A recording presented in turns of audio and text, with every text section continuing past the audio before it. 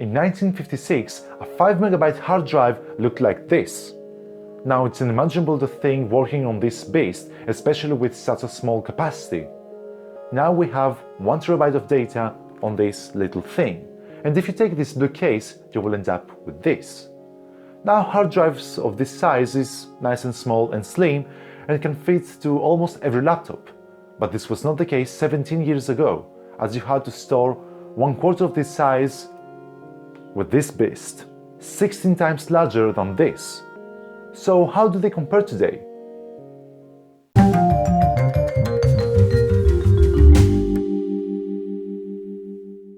Today on April 23rd, 2020, Western Digital celebrates 50 years, and I decided to make a comparison video of two of their storage flagships. Disclaimer, this is not an advertisement. I'm not paid from Western Digital to make this video whatsoever. I'm just an enthusiast who loves to compare relics of the past with today's technology. So let's get into it.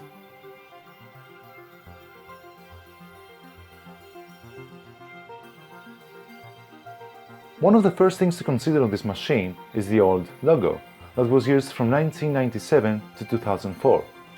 Second is, power supply.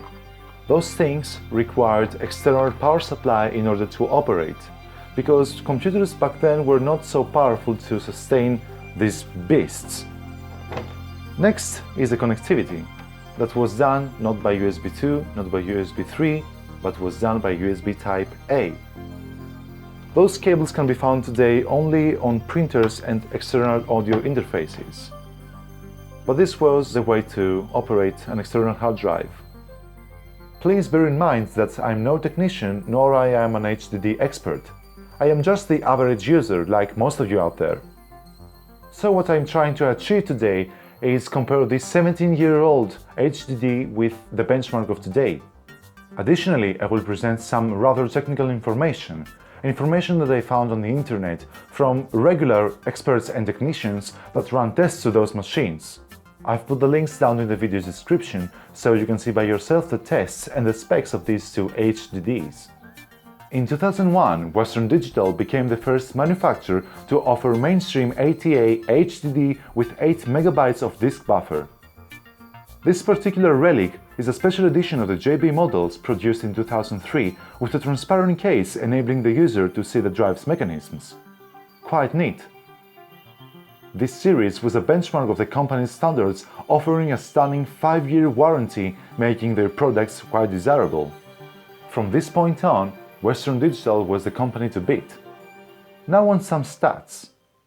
The average read service time is 13.8 milliseconds, which is pretty crappy these days, but 70 years ago this was top-notch. The transfer rate is measured in megabytes per second. The score is 57.7, pretty decent for even now. Transferring small files from a WD2500JB to a 2018 Western Digital My Passport, transfer speed was meh. At its highest it was 20 megabytes per second.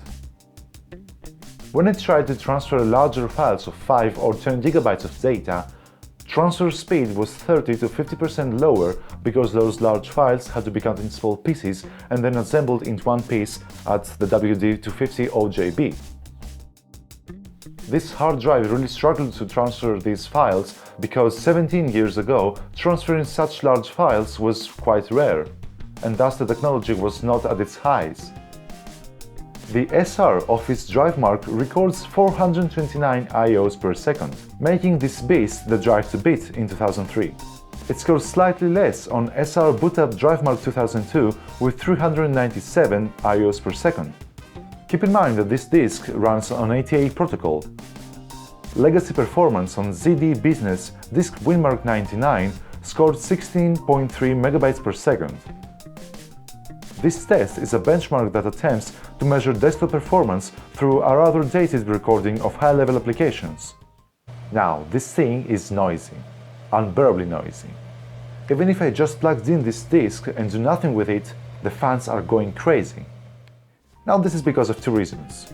First is because of the age. 70 years ago it was a bit quieter, but even then it scored 44.7 decibels at 18 mm of distance. So it was quite noisy as well back then.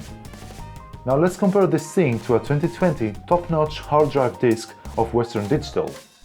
According to TechRadarPro, in 2020 the best Western Digital hard drive disk is the MyPassport Ultra 4TB external hard drive. I chose this instead of a 2TB or a single terabyte because the 4TB is the flagship.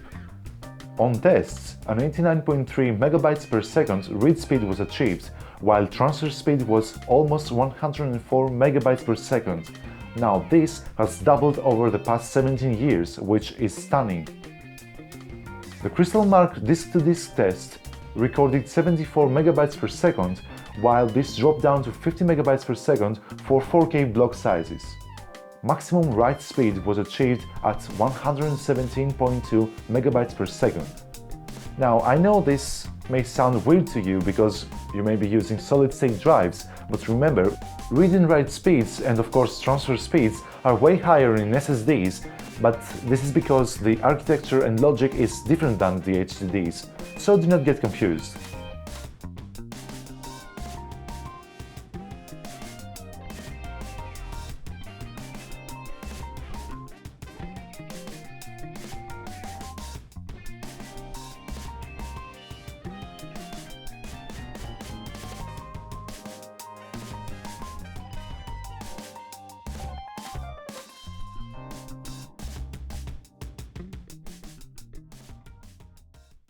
So, considering the statistics, for sure performance is poor and storage is really low.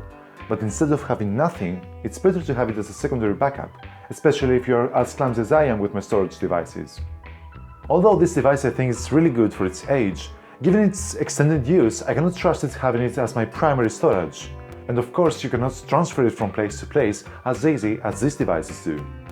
So the final verdict of the average user is that this otherwise bulky and heavy and noisy device could be actually good for secondary storage. So after 17 years, I can say that, yeah, I will keep it. And I will save my my second backup on this device, and here's to another 50. Thanks for watching. If you like this content, you can subscribe to help me grow my channel. Until then, see you next time.